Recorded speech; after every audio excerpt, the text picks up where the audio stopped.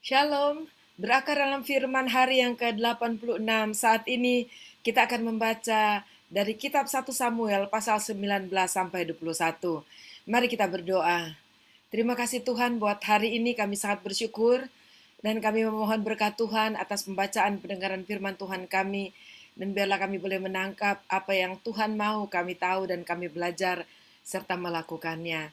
Terima kasih Tuhan, dalam nama Yesus kami berdoa. Amin. Pasal 19. Saul mengatakan kepada Yonatan anaknya dan kepada semua pegawainya bahwa Daud harus dibunuh. Tetapi Yonatan anak Saul sangat suka kepada Daud, sehingga Yonatan memberitahukan kepada Daud, "Ayahku Saul berikhtiar untuk membunuh engkau. Oleh sebab itu hati-hatilah besok pagi, duduklah di suatu tempat perlindungan dan bersembunyilah di sana. Aku akan keluar dan berdiri di sisi ayahku di padang tempatmu itu. Maka aku akan berbicara dengan ayahku perihalmu. Aku akan melihat bagaimana keadaannya, lalu memberitahukannya kepadamu." Lalu Yonatan mengatakan yang baik tentang Daud kepada Saul ayahnya, katanya, "Janganlah raja berbuat dosa terhadap Daud hambanya, sebab ia tidak berbuat dosa terhadapmu. Bukankah apa yang diperbuatnya sangat baik bagimu? Ia telah mempertaruhkan nyawanya dan telah mengalahkan orang Filistin itu, dan Tuhan telah memberikan kemenangan yang besar kepada seluruh Israel. Engkau sudah melihatnya dan bersukacita karenanya. Mengapa engkau hendak berbuat dosa terhadap darah orang yang tidak bersalah dengan membunuh Daud tanpa alasan?" Saul mendengarkan perkataan Yonatan, dan Saul bersumpah, "Demi Tuhan yang hidup, ia tidak akan dibunuh." Lalu Yonatan memanggil Daud, dan Yonatan memberitahukan kepadanya segala perkataan itu. Yonatan membawa Daud kepada Saul, dan ia bekerja padanya seperti dahulu. Ketika perang pecah pula, maka majulah Daud dan berperang melawan orang Filistin. Ia menimbulkan kekalahan besar di antara mereka, sehingga mereka melarikan diri dari depannya. Tetapi roh jahat yang daripada Tuhan hingga pada Saul, ketika ia duduk di rumahnya dengan tombaknya di tangannya, dan Daud sedang main kecapi. Lalu Saul berikhtiar menancapkan Daud ke dinding dengan tombaknya, tetapi Daud mengelakkan tikaman Saul, sehingga Saul mengenai dinding dengan tombak itu. Sesudah itu Daud melarikan diri dan luputlah ia pada malam itu.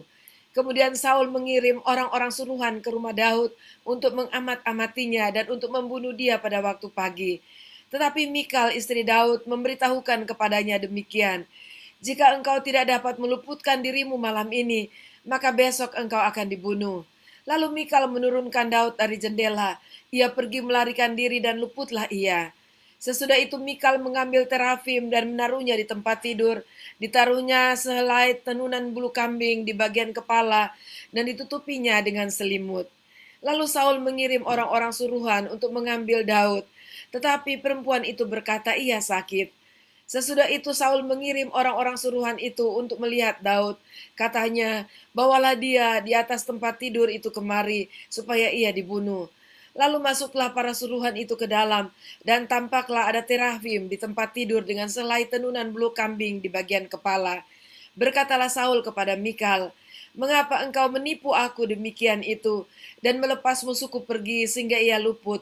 Tetapi jawab Mikal kepada Saul, "Ia berkata kepadaku, 'Biarkanlah aku pergi. Apa perlunya aku membunuh engkau?'"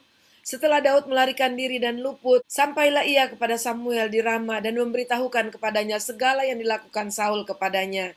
Kemudian pergilah ia bersama-sama dengan Samuel dan tinggallah mereka di Nayot. Ketika diberitahukan kepada Saul demikian, "Ketahuilah, Daud ada di Nayot dekat Rama." Maka Saul mengirim orang-orang suruhan untuk mengambil Daud. Tetapi orang-orang ini melihat sekumpulan nabi kepenuhan dengan dikepalai oleh Samuel, dan roh Allah hingga pada orang-orang suruhan Saul, sehingga mereka pun kepenuhan seperti nabi. Lalu hal itu diberitahukan kepada Saul. Ia mengirim orang-orang suruhan yang lain, tetapi orang-orang itu pun juga kepenuhan seperti nabi. Saul mengirim sekali lagi orang-orang suruhan, rombongan yang ketiga, dan orang-orang ini pun juga kepenuhan. Lalu ia sendiri pergi ke Rama. Sesampainya ke dekat perigi besar yang di Seku, bertanyalah ia katanya, "Di mana Samuel dan Daud?" Jawab orang, "Ada di Nayot dekat Rama." Lalu pergilah ia ke sana ke Nayot dekat Rama, dan pada dia pun hinggaplah roh Allah. Dan selama ia melanjutkan perjalanannya, ia kepenuhan seperti nabi, hingga ia sampai ke Nayot dekat Rama. Ia pun menanggalkan pakaiannya, dan ia pun juga kepenuhan di depan Samuel. Ia rebah terhantar dengan telanjang sehari-harian dan semalam-malaman itu. Itulah sebabnya orang berkata, apakah juga Saul termasuk golongan nabi? Pasal 20. Maka larilah Daud dari Nayot dekat Rama, sampailah ia kepada Yonatan, lalu berkata, apakah yang telah kuperbuat? Apakah kesalahanku dan apakah dosaku terhadap ayahmu, sehingga ia ingin mencabut nyawaku? Tetapi Yonatan berkata kepadanya, jauhlah yang demikian itu, engkau tidak akan mati dibunuh.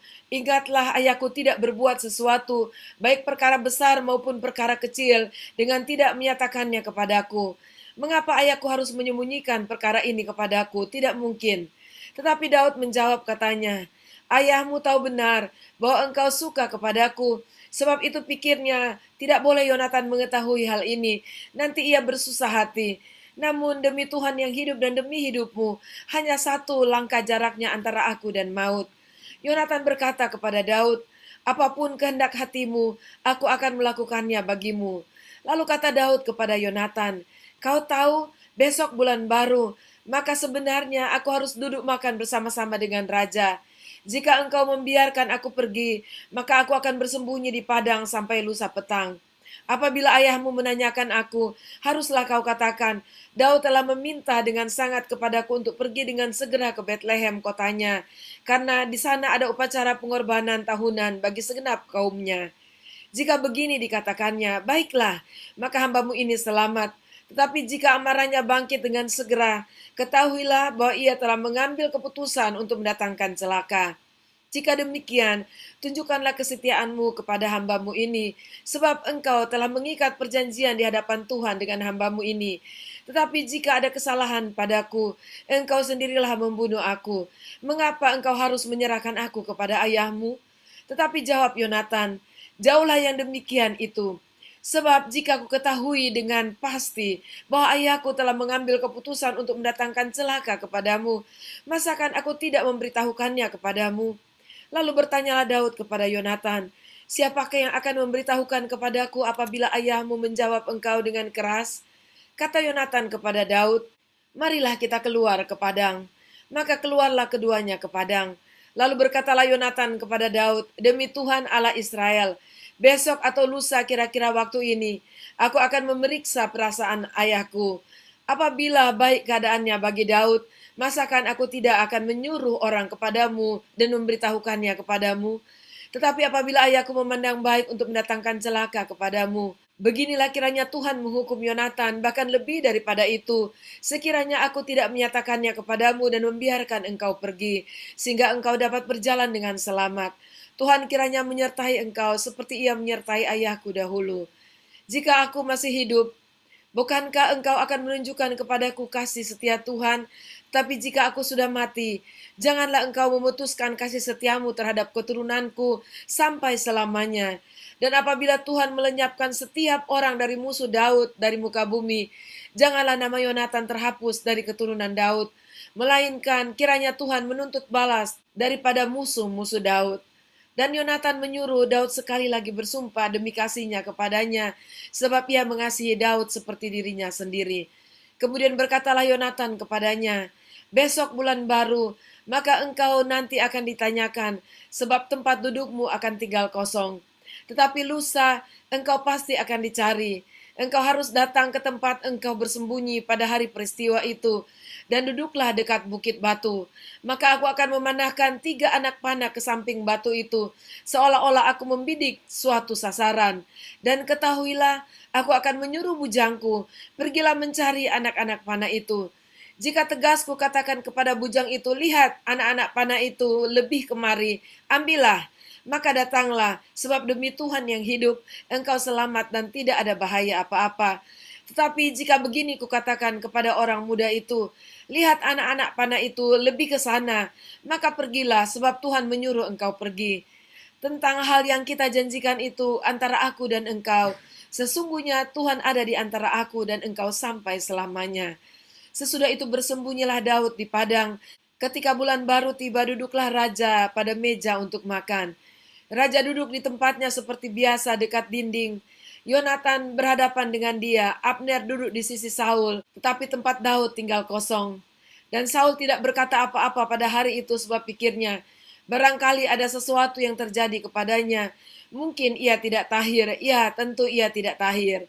Tetapi pada hari sesudah bulan baru itu, pada hari yang kedua, ketika tempat Daud masih tinggal kosong, bertanyalah Saul kepada Yonatan anaknya, mengapa anak Isai tidak datang makan, baik kemarin maupun hari ini? Jawab Yonatan kepada Saul, Daud telah meminta dengan sangat kepadaku untuk pergi ke Betlehem. Katanya, biarkanlah aku pergi, sebab ada upacara pengorbanan bagi kaum kami di kota, dan saudara-saudaraku sendirilah yang memanggil aku. Oleh sebab itu, jika engkau mengasihi aku, berilah izin kepadaku untuk menengok saudara-saudaraku. Itulah sebabnya ia tidak datang ke perjamuan raja.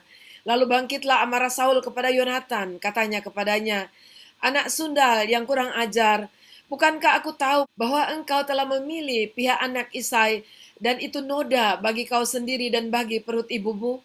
Sebab sesungguhnya selama anak Isai itu hidup di muka bumi, engkau dan kerajaanmu tidak akan kokoh. Dan sekarang suruhlah orang memanggil dan membawa dia kepadaku, sebab ia harus mati. Tetapi Yonatan menjawab Saul ayahnya itu, katanya kepadanya, mengapa ia harus dibunuh? Apa yang dilakukannya? Lalu Saul melemparkan tombaknya kepada Yonatan untuk membunuhnya. Maka tahulah Yonatan bahwa ayahnya telah mengambil keputusan untuk membunuh Daud. Sebab itu Yonatan bangkit dan meninggalkan perjamuan itu dengan kemarahan yang bernyala-nyala. Pada hari yang kedua bulan baru itu ia tidak makan apa-apa, sebab ia bersusah hati karena Daud, sebab ayahnya telah menghina Daud. Pada waktu pagi keluarlah Yonatan ke padang bersama seorang budak kecil, sesuai dengan janjinya kepada Daud. Berkatalah ia kepada budaknya, larilah, carilah anak-anak panah yang kupanakan. Baru saja budak itu berlari, maka Yonatan melepaskan sebatang anak panah lewat kepala budak itu.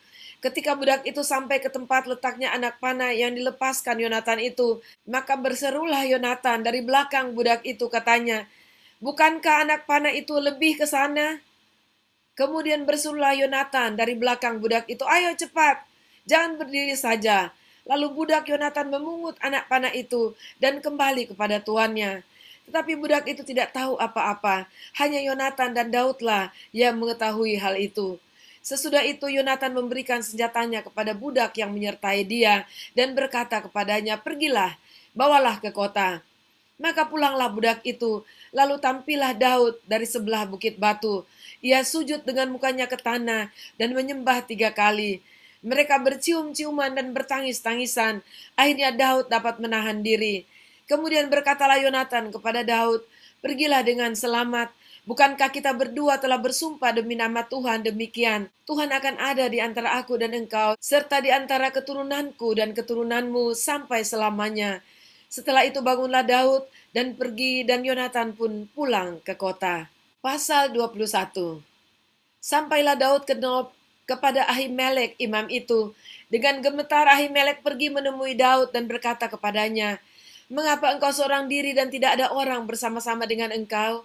Jawab Daud kepada imam Ahimelek, Raja menugaskan sesuatu kepadaku, katanya kepadaku, siapapun juga tidak boleh mengetahui sesuatu dari hal yang kusuruh kepadamu dan yang kutugaskan kepadamu ini. Sebab itu orang-orangku telah kusuruh pergi ke suatu tempat. Maka sekarang, apa yang ada padamu? Berikanlah kepadaku 5 roti atau apapun yang ada. Lalu jawab imam itu kepada Daud, tidak ada roti biasa bagiku, hanya roti kudus yang ada. Asal saja orang-orangmu itu menjaga diri terhadap perempuan. Daud menjawab imam itu, katanya kepadanya, memang kami tidak diperbolehkan bergaul dengan perempuan, seperti sedia kala apabila aku maju berperang. Tubuh orang-orangku itu tahir, sekalipun pada perjalanan biasa, apalagi pada hari ini, masing-masing mereka tahir tubuhnya. Lalu imam itu memberikan kepadanya roti kudus itu, karena tidak ada roti di sana kecuali roti sajian. Roti itu biasa diangkat orang dari hadapan Tuhan, supaya pada hari roti itu diambil, ditaruh lagi roti baru. Maka pada hari itu juga ada di sana salah seorang pegawai Saul yang dikhususkan melayani Tuhan, namanya Doeg, seorang Edom, pengawas atas gembala-gembala Saul. Berkatalah Daud kepada Ahimelek, tidak adakah padamu di sini tombak atau pedang? Sebab baik pedangku maupun senjataku tidak dapat kubawa, karena perintah raja itu mendesak. Kemudian berkatalah imam itu, pedang Goliat orang Filistin yang kau pukul kalah di lembah Tarbantin, itulah yang ada di sini, terbungkus dalam kain di belakang efod itu. Jika engkau hendak mengambilnya, ambillah, yang lain tidak ada, hanya ini. Kata Daud, tidak ada yang seperti itu, berikanlah itu kepadaku.